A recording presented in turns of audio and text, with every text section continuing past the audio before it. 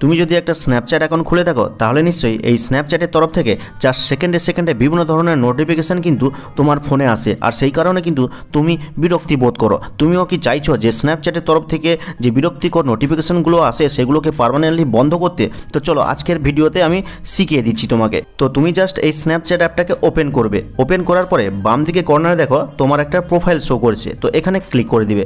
Click করলেই কিন্তু দেখো এখানে যাবতীয় যা ইনফরমেশন রয়েছে সব শো করবে, কিন্তু ডান দিকে কর্নারে দেখো একটা সেটিংস আইকন রয়েছে, এখানে ক্লিক করবে।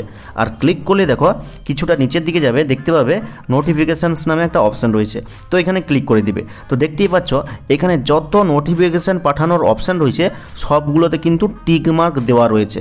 তুমি যদি চাও যে কোনো জায়গা থেকে আমার নোটিফিকেশান দরকার নেই, জাস্ট এগুলোকে আনটিক করে দিবে।